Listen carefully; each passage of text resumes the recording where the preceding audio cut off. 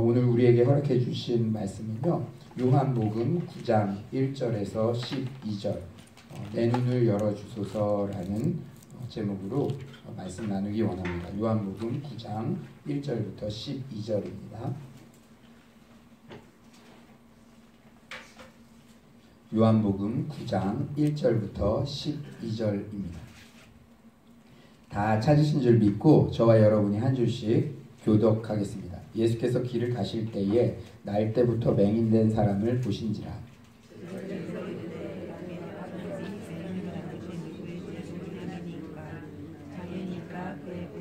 예수께서 대답하시되 이 사람이나 그 부모의 죄로 인한 것이 아니라 그에게서 하나님이 하시는 일을 나타내고자 하심이라.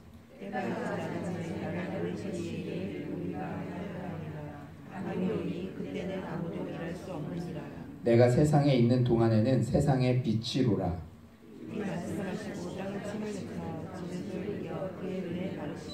이르시되 실로암 못에 가서 씻으라 하시니 실로암은 번역하면 보냄을 받았다는 뜻이라. 이에 가서 씻고 밝은 눈으로 왔더라.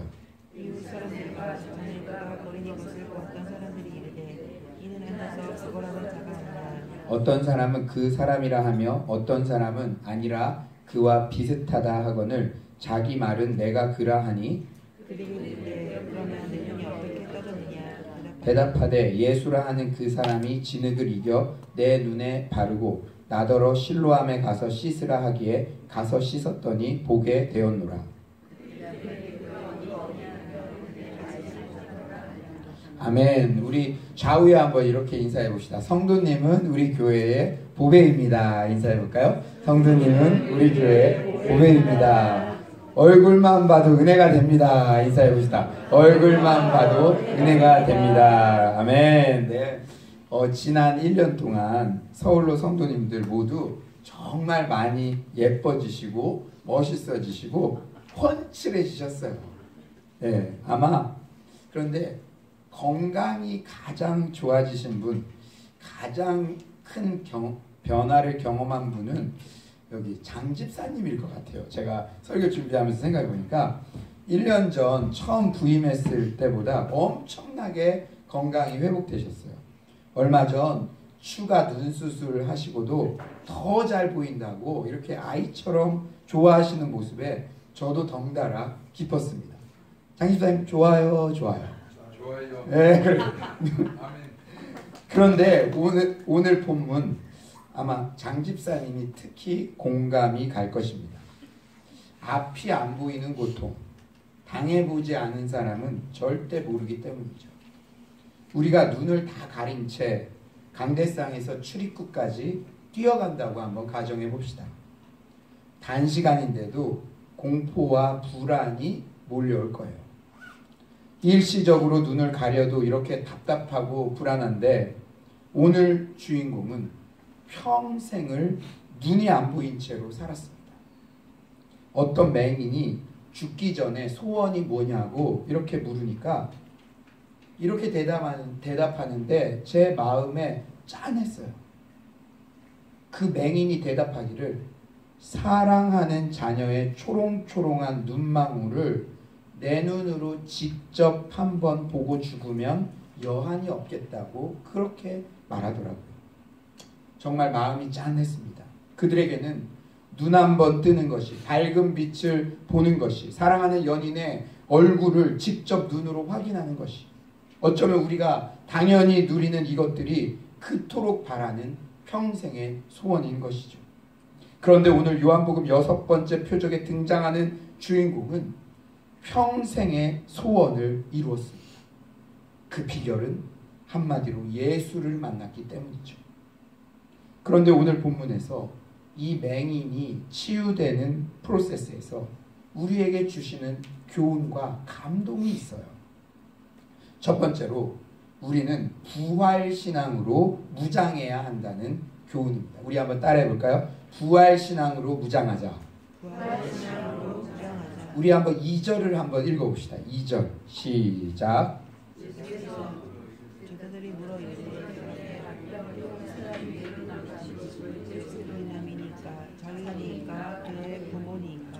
여러분 이런 말씀들을 2000년 전의 말씀이라고 생각하지 말고 오늘날 우리의 저작거리, 시장에서도 일어날 수 있는 일이라고 생각해보고 말씀 앞에 머물러 보세요. 누구의 죄로 인함이니까? 우리는 흔히 원인을 따지기 되게 좋아해요. 사역을 하다가 만약에 오늘 뭐가 이렇게 빵꾸가 나더라도요, 다른 것은 느릿느릿한데 저거 누구 때문에 그렇지? 담임 목사님 물어보면 저 사람이 이걸 느껴줘서 이렇게, 이거 얼마나 이렇게 오토매틱으로 막 그게 탁탁탁탁탁. 여러분, 나는 그런 적 한 번도 없다는 식으로 새초롬하게 앉아있는데 우리가 그러기가 쉽다는 거예요. 국가를 시끄럽게 하는 대형 비리 사건이 터져도 여지없이 몸통이니 깃털이니 희생양을 찾는데 혈안이 되어 있습니다. 이것이 정죄하기 좋아하는 인간의 본성이에요. 자기를 제외한 누군가의 책임이 확실히 정해질 때 비로소 마음이 편해집니다. 제가 지난 한 주 이 문제를 놓고 왜 그럴까 곰곰이 제가 생각을 해봤어요. 그런데 한참 이 본문 앞에 보면 왜 그렇게 이 원인, 이 희생양 찾기를 이렇게 혈안이 되어 있을까? 이것은 어쩌면 인간 자신이 스스로 죄가 많다고 생각하기 때문에 나오는 자연스러운 발로 아닐까라는 그런 깨달음을 주시더라고요. 여러분, 매스컴상에 수많은 사람들이 막 비리로 나오고 그래도 두 가지 부류밖에 없대요. 들킨 죄인과 안 들킨 죄인. 우리에게 수많은 죄가 있기 때문에 다른 사람이 들켜져야 비로소 안심한다. 그런 깨달음을 주시더라고요. 자신도 죄가 많으니 늘 남의 죄로 확실히 판명이 되어야, 책임이 떠넘겨져야 안심하는 것이죠. 마치 담임선생님이 갑자기 소집해서 불안한데 다른 A의 잘못이 들통나서 오늘은 내게 아니야, 걔 거야. 그래가지고 다른 애가 많이 얻어맞을 때 비로소 안도하는 인간의 이 본성. 여러분들이 뭐 나만 저만 그러는 것 같이 그렇게 아무 상관없는 것 같이 앉아있으니까 오늘 제가 설교하기가 참 큰데 우리 안에도 그런 게 있다는 것이죠. 또한 끊임없이 정죄할 대상을 찾아내는 이런 식의 사고방식은 하나님의 정의에 대한 신념을 자기 합리화로서 끊임없이 고수하는 한 가지 방법이라는 거예요. 여러분 잘 들어보세요. 좀 어려운 말일 수 있는데, 혹 세상에 어떤 일이 부당해 보여도 자기 스스로 합리화시키는 거죠. 자기가 그런 일을 당하면은 발끈하는데 남이 부당해 보이는 대우를 당할 때 전능하신 하나님과 절대적인 사랑과 공의의 하나님을 굳게 믿기 때문에 그 믿음으로써 이런 부당해 보이는 문제들을 불편함 없이 통과하는 자기 합리화의 방법이 하나가 있어요. 저도 오늘 설교 준비하다 보니까 많이 사용하는 방법이더라고요. 뭐냐고요? 저 사람이 저런 대우를 당하는 것이 부당해 보이지만 뒤에서는 그래도 뭔가 이유가 있겠지. 실제로는 그렇지 않다고 말하는 거죠. 어쩌다 드러나지 않은 어떤 죄가 심판을 받는 것이라 간주하는 것이죠. 예를 들어 정말 성실하고 열심히 공부했던 어떤 전도사님이 강도사 고시에 떨어지면 그분은 뭔가 교만하거나 하나님 앞에 숨겨진 잘못이 있겠지, 이런 식으로 생각하는 거예요. 심지어는 목회자 자녀가 좋은 대학 못 가도 목사님이 집에서는 뭔가 다른가 보다, 이런 식의 생각입니다. 이런 사고방식은 역으로도 적용이 되죠.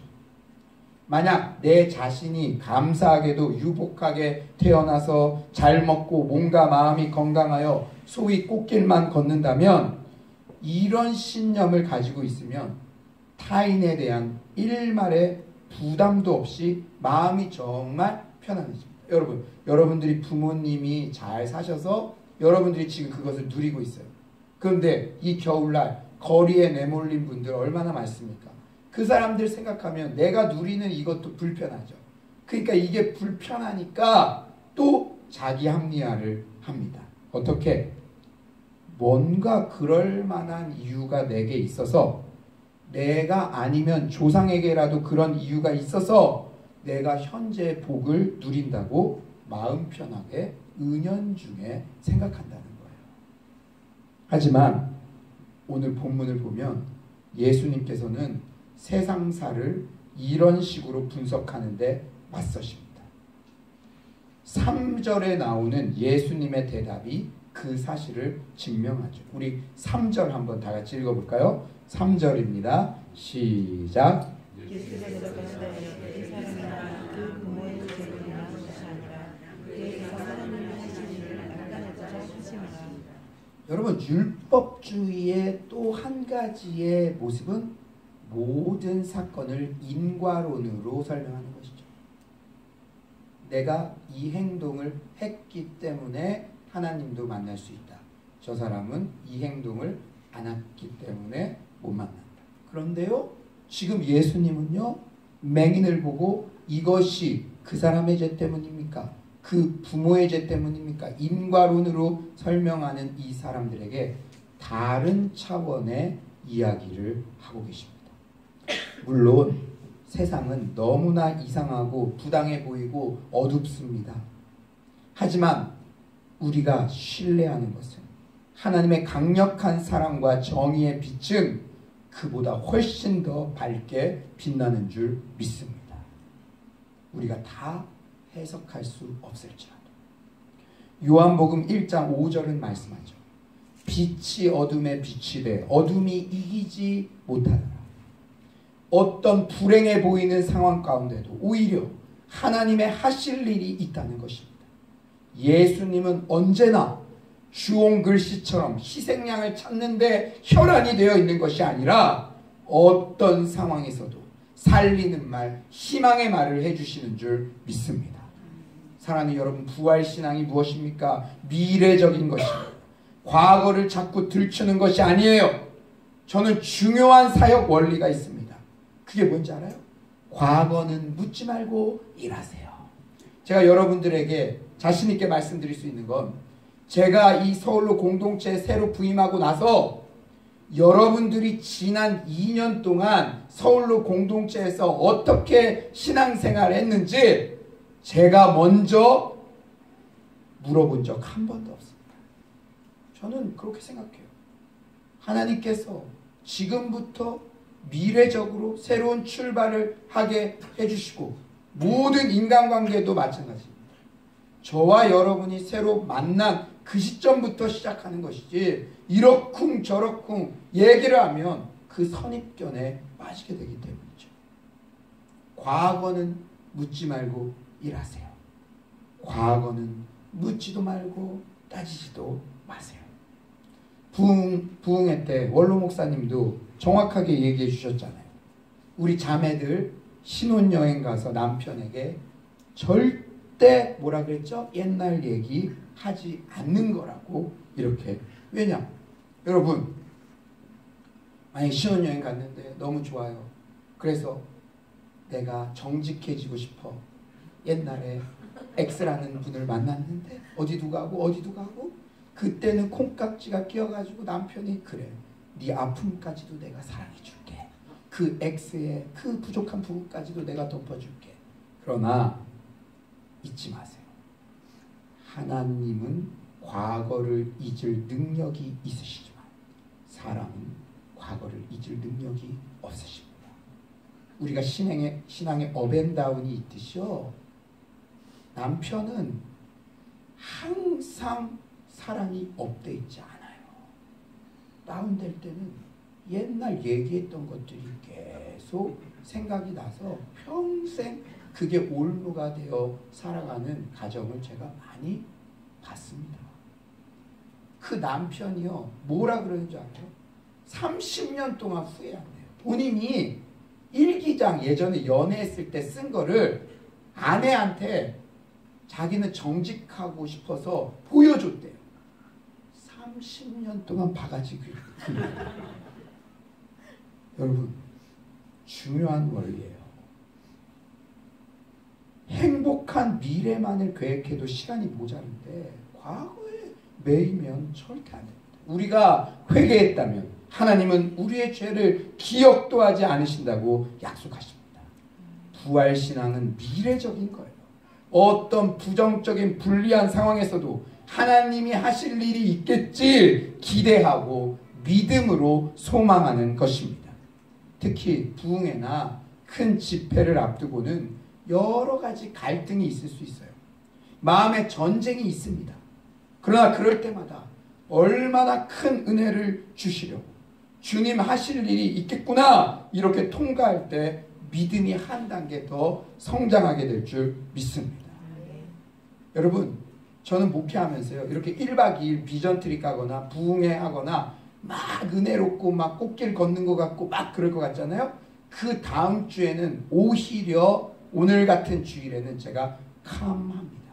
기대를 낮춥니다. 여러분, 중요한 원리예요. 우리가 은혜 받으려고 하면은 또 사탄도 은혜를 뺏으려고 별짓들을 다 합니다. 그렇기 때문에 그럴 때일수록 막연한 기대할 거 없고요. 어려운 일 당하는 걸, 이상한 일 당하는 걸로 여기지 말고 주님 하실 일이 있겠지. 합력해서 선을 이루시겠구나. 넉넉히 승리하는 여러분 되시기를 간절히 축원합니다. 현재 세상의 혼란과 슬픔은 사랑과 지혜와 공의의 하나님이 새로운 창조 세계를 만드시는 원재료라고 할 수 있어요. 여러분, 주님이 재림하실 때 이 새로운 새 예루살렘, 새 나라가 건설이 되잖아요. 지금 이 땅에서의 부당해 보이는, 원인은 알 수 없는, 그렇잖아요.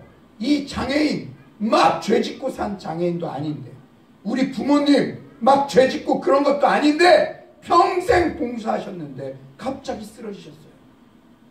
그런 것들을 원인을 알 수가 없죠. 이유를 알 수 없죠. 이 땅에서는 해석이 안 되죠. 그러나 새 예루살렘에서 그 새로운 세계, 새 창조의 모든 원재료들로 그 모든 것들이 사용되는 줄 믿습니다. 모든 것이 합력하여 선을 이루시는 거예요. 여러분, 천지 창조 시에도 마찬가지였어요. 태초의 세상에는 혼돈과 공허가 있었습니다. 하지만 하나님은 천지 창조 시 혼돈과 공허를 분석하지 않으셨어요. 그 원인이 누구의 잘못인지 토론하면서 시간을 허비하지 않으셨습니다. 대신 하나님은 빛을 창조하셨죠. 그리고 빛에 뒤이어 완전히 새로운 세계를 창조하셨습니다. 이렇듯 부활신앙은 현재의 부조리, 해석 안됨, 불행 속에서도 완전히 새로운 창조의 세계를 소망하는 신앙입니다. 어떤 상황 속에서도 하나님이 하시는 일을 나타내고자 하심이라 고백할 수 있는 부활신앙을 소유한 우리 모두가 되시기를 간절히 축원합니다. 두 번째로는요, 기적보다 긍휼이 먼저라는 교훈입니다. 다 같이 따라해 봅시다. 기적보다 긍휼이 먼저다. 기적보다 긍휼이 먼저다. 예수님께서 치유를 행하시는 프로세스가 참으로 감동이에요. 우리 오늘 본문 6절 한번 다 같이 읽어봅시다. 6절입니다. 시작. 말씀하시고 땅에 침을 뱉어 진흙을 이어 의인을 가르시고. 예수님은 맹인을 정말 인격적으로 대하세요. 아마 이 맹인은 평생 이런 대우를 받지 못했을 거예요. 예수님은 따스한 손길로 스킨십을 하고 계시죠. 침신대 기독상담학과 정동섭 교수는 사랑엔 5가지 언어가 있으며 상대방이 선호하는 언어를 구사한다면 애정은 배가 된다고 말합니다. 여러분, 베드로서에 보면 지식에 따라 사랑하고, 그러니까 상대방이 어떤 대우를 받을 때 사랑받는다는 것을 잘 알고 그런 대우를 해줘야 된다는 것이죠. 상대방은 저건 원하지도 않는데 그거 해놓고 야, 내가 얼마나 너한테 사랑한다고 많이 말했는데 그걸 못 알아, 이러면 안 되는 거예요. 그 아내가 사랑받는다고 느끼는 그 언어를 해야 되는데 그게 크게 5가지가 있대요. 첫 번째로는 안고 포옹하며 안아주는 스킨십이 이 사랑의 언어가 됩니다. 상대를 만져주거나 포용함만으로도 이 배우자가 당신은 혼자가 아니야, 당신은 나에게 소중한 사람이야 라는 말을 전달받게 된다는 것이죠. 두 번째는 어떤 사람에겐 직접적으로 미안하다, 괜찮아, 고맙다, 나는 너가 좋아와 같은 언어로 표현하는 것이 사랑의 언어가 됩니다. 남편은 아내로부터 인정을 받을 때 최선을 다하고 아내는 남편의 애정을 확인할 때 최선을 다하게 되죠. 세 번째는 어떤 사람에겐 선물이 중요한 사랑의 언어가 될 수 있습니다. 야, 우리가 고차원적 사랑을 해야지 무슨 선물 이렇게 생각하면 안 돼요. 그 남편이 어렸을 때 너무 가난하게 살아가지고 선물 하나도 받지 못했던 환경에서 성장했다면 그 남편에게는 실제적인 물건, 선물이 사랑의 언어일 수 있다는 거예요. 그런데 우리 남편들이 조금 오해하는 것이 일반적으로 남편들은 아내에게 값비싼 물건을 사주어야만 사랑이 전달된다고 생각하지만 아내들은 선물의 크고 작음에 관계없이 자상한 관심이 배어있는 선물을 큰 사랑으로 여긴답니다. 아내들이 하나도 동의하지 않는 그래도 큰 선물에 자상한 배려가 함께하면 금상첨화죠. 우리 엄건사님 너무 과도하게 고개를 끄덕이시는데요. 예. 마지막으로는 네 번째는 어떤 사람에겐 봉사의 손길이 사랑의 언어가 될 수 있습니다. 방 청소를 남편이 대신해 주거나 설거지를 대신해 주는 것, 무거운 물건을 나를 때 짐을 대신 들어주는 것과 같은 봉사의 손길이 사랑의 언어가 될 수 있죠. 5번째, 마지막으로는 어떤 사람에겐 시간을 함께 보내는 것이 사랑의 언어일 수 있대요. 함께 외식을 하거나 영화 구경을 하면서 상대방의 말을 경청해 줄 때 사랑을 받는다고 느끼죠. 그런데 남자들은 물리적 공간을 함께 하기만 하면 이렇게 함께 시간을 보냈다고 생각하지만 여자는 아니에요. 여자는 심리적으로 함께 했다는 느낌을 받을 때 사랑을 받는다고 느낀답니다. 여러분의 배우자는 이 5가지 중에 어디에 해당됩니까? 그 언어를 적극적으로 구사하시기 바랍니다. 야, 오늘 주일 예배 오니까 이 부부 상담도 받고 좋아요, 좋아요. 야, 우리 석원 형제 막 적는 것 같은데 듣고 싶은 언어를 해야 된대요. 그래요. 5가지 중에. 그렇다고 오늘 가서 야, 선택해. 5가지 중에 뭐야? 이것도 안 돼. 알아서 파악해서 그거를 해줘야죠. 오늘 본문에서 예수님은 물론 말씀만으로도 낫게 할 수 있었죠. 그런데 지금 맹인의 입장은 얼마나 불안했을까요? 제가 생각해 보니까 어쩌면 눈 못 보는 게 가장 불안할 것 같아요. 귀 안 들리는 것은 그래도 맹인보다는 덜 불안할 것 같아요. 낯선 대상에게 자신의 몸을 맡긴다는 것, 별별 마음이 다 들었겠죠. 병이 더 심해지는 거 아니야? 나를 해하려는 거 아니야? 그런데 직접 예수의 그 따뜻한 손길, 그 온기가, 그 터치가 눈에 전달될 때 불안함이 사라집니다. 아마 예수님은 이 맹인에게 따뜻한 터치가 필요하다는 것을 아셨던 것 같아요. 저도 이번 부흥회 때 원로 목사님으로부터 이런 비슷한 경험을 했는데요.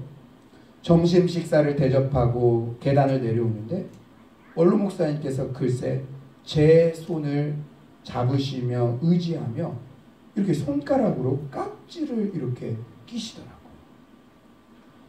말씀은 한마디도 없으셨지만 조 목사 수고했어 라고 말씀하시는 것 같아 참 감동이 되었습니다. 예수님의 공생의 행적을 보면 예수님은 이렇게 한 명 한 명에게 그 대상이 아무리 지탄받고 무시받는 계층이라 하더라도 세심하게 인격적으로 다가갔어요. 본인이 일방적으로 하지 않으십니다. 그 사람에게 어떤 사람에게는 터치로, 어떤 사람에게는 사랑의 언어로, 선물로 그 사람에게 맞게 이렇게 세심하게 다가가신다는 것. 이 모든 예수님의 세심한 행동은 긍휼이 있었기에 가능한 것입니다. 사복음서에 예수님이 행하신 기적을 보면 항상 기적을 행하시기 전에 마음이 먼저 준비되셨어요. 무리를 민망히 여기는 마음, 목자 없는 양같이 유리하는 백성들을 불쌍히 여기는 마음, compassion.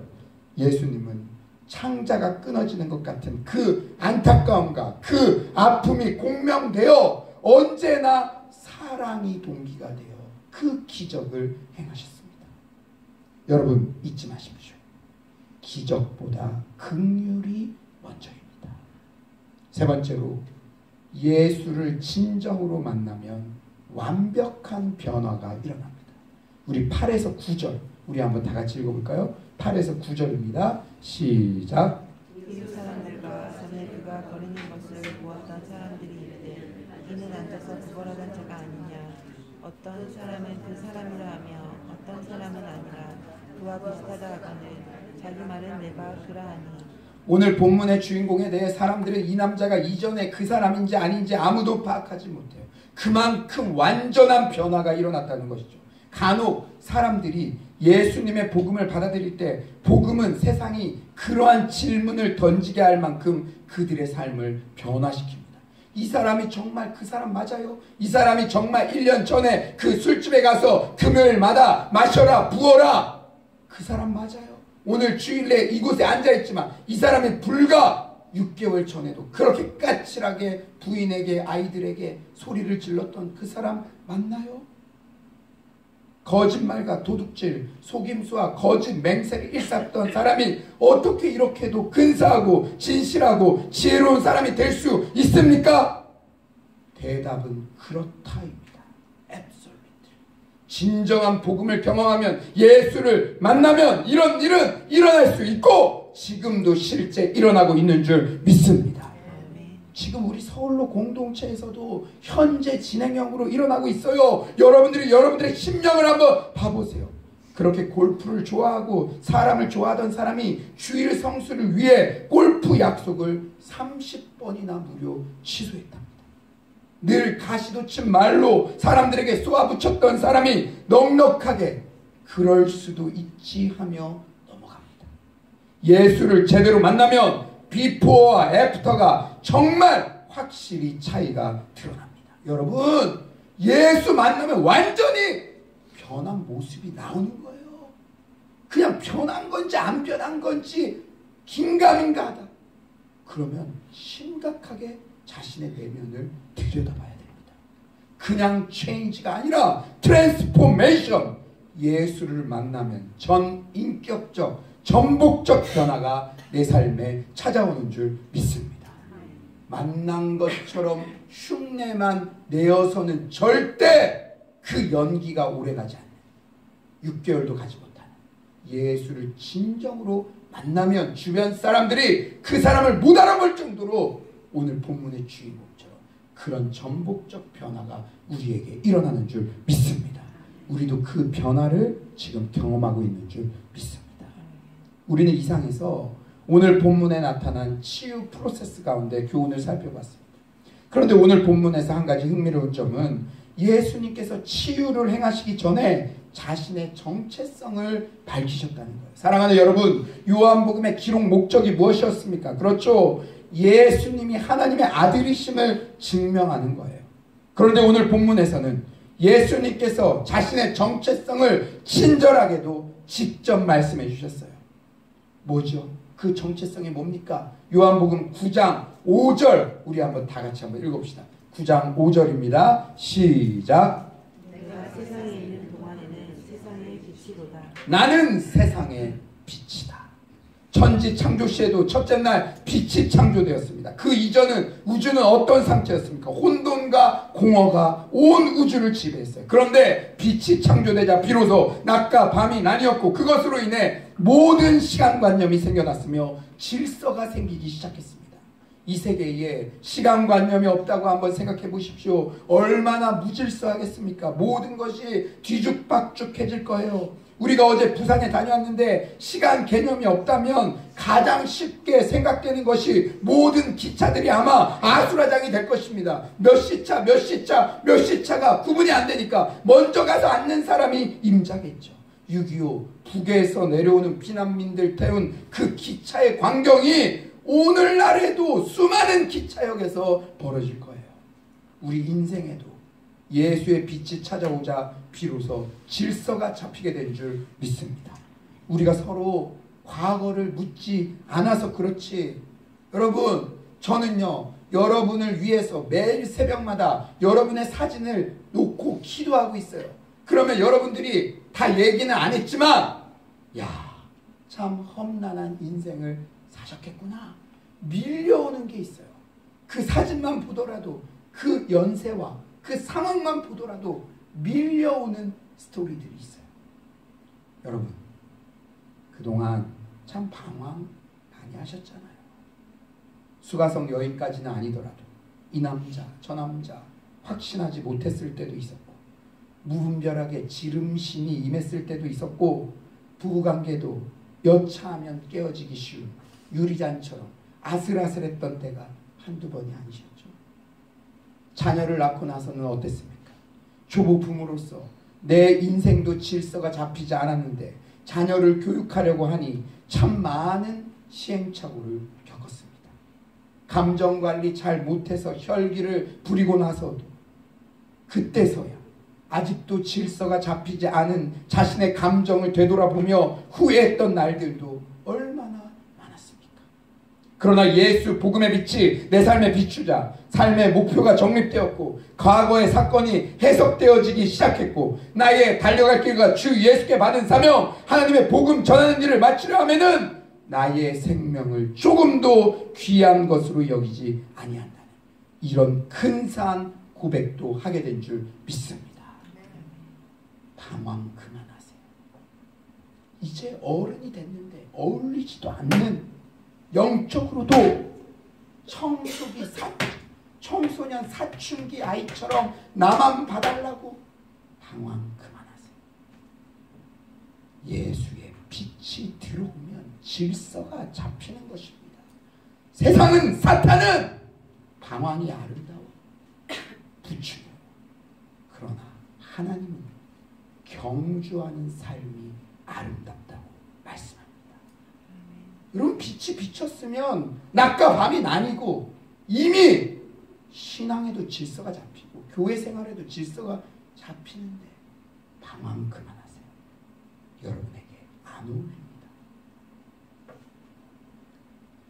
예수 복음의 빛이 들어와 삶의 질서가 잡혔다는 것만큼 우리에게 감사한 것도 없습니다. 또한 예수 복음의 빛이 비치자 우리의 어두움은 설 자리를 잃었어요. 칠흑 같은 어둠 속에도 한 줄기 빛만 비추어도 그 상태는 이미 어둠이라 정의할 수 없습니다. 어두운 곳에는 각종 곰팡이와 냄새나는 것들이 피어나요. 하지만 복음의 빛이 비추었을 때 나의 과거의 상처와 냄새나는 것들이 다 자취를 감추고 더 나아가서 냄새나는 것이라 여겨졌던 아픔도 오히려 향기나는 것으로 해석되어지는 그런 기적이 일어나는 줄 믿습니다. 예수 복음의 빛이 임하면 상처가 변하여 별이 됩니다. 스카 투 스타 한 철자 차이죠. 예수 복음의 빛이 임하면 여러분의 상처가 별이 될 줄 믿습니다. 오늘 본문을 통해 빛으로 오신 예수님을 굳게 붙잡으시기 바랍니다. 눈먼 자도 눈을 뜨게 할 수 있는 전지전능하신 예수님을 신뢰하십시오. 전능하신 나의 주 하나님은 능치 못하실 일 전혀 없네. 어떤 불행한 상황에서도 정죄의 원인을 찾으시는 것이 아니라 하나님의 영광을 나타내는 도구로 빚어가시는 예수님을 신뢰하시기 바랍니다. 이제 말씀을 정리하겠어요. 요한복음은 독특한 구조를 가지고 있어요. 사건이 나오고 그에 대한 강화, 해석이 나옵니다. 오늘 6번째 표적에 대한 강화 내용 중 41절 말씀이 우리의 시선을 사로잡아요. 우리 41절, 요한복음 9장 41절 한번 다 같이 읽어봅시다. 41절입니다. 시작. 예수께서 이르시되 너희가 내 인이 되었더라면 죄가 없으려니와 본다고 하니 너희 죄가 그대로 있느니라. 너무나 중요한 말씀이에요. 예수님 보시기에 더 큰 문제는 영적 눈이 감겨있는 사람들이에요. 온통 눈을 치켜뜨고 쌍꺼풀도 만들고 내 눈을 돋보이게 하는 화장 기술이 아무리 눈부신 발전을 해도 예수님 눈에는 눈먼 자들의 세상입니다. 아무리 기도가 지금 문제가 없는 것 같고 하나님과 교제가 하나님 예배 올 때마다 주님을 봅니다. 주님의 마음을 느낍니다. 포장하고 흉내 내도 예수님 보기에는 눈먼 자들의 불쌍한 포장이라고 외침이라고 이렇게 말씀하시는 거예요. 여러분, 중요한 설교의 포인트입니다. 자칭 의인이라고 하는 자는 참 의원을 만나지 못해요. 그리고 오늘 말씀에 그것으로 인해 정죄당합니다. 왜 교회에서 영적 지도자들의 말씀에 순종해야 되는지 아십니까? 자칭 의인이라고 자기 스스로 소견에 오르는 자라고 여기는 자는 참 의원을 만나지 못하고 그것으로 인해 정죄당하기 때문이에요. 외식만 안 하면 됩니다. 제가 여러분들에게 말씀드렸죠. 여러분들이 어떠한 죄의 허랑방탕 함량미달 주중에 그렇게 살았든지 외식만 안 하면 돼요. 청만 안 하면 됩니다. 그것만 안 하면 살 길을 얻게 되는 줄 믿습니다. 내가 맹인입니다. 내가 화장을 하고 쌍꺼풀 수술하고 눈을 뜬 것처럼 아무 문제 없는 것처럼 다니고 있지만 내가 맹인입니다. 내가 눈을 못 봐서 답답합니다. 이런 탄식과 절규가 우리 안에 회복돼야 될 줄 믿습니다. 그러할 때 6번째 표적에 나타난 주님은 우리를 만나주시는 거예요. 나의 어떤 기가 막힌 상황 가운데도 나를 정죄하지 않으시고 우려나 내가 그 일을 통해서 내가 그 사람을 통해서 너에게 할 일이 있어. 마음 아파하지 마. 네가 잘못해서 그런 것처럼 네 자신을 정죄하지 마. 그 사람을 통해 너에게 할 일이 있어. 너는 영광을 드러낼 거야. 속삭이시는 주님의 음성을 듣게 될 줄 믿습니다. 내 눈에 살포시 터치하시는 주님의 손길, 나를 한없이 극률한 마음으로 바라보시는 주님의 눈빛을 오늘 이 시간 마주하게 될 줄 믿습니다.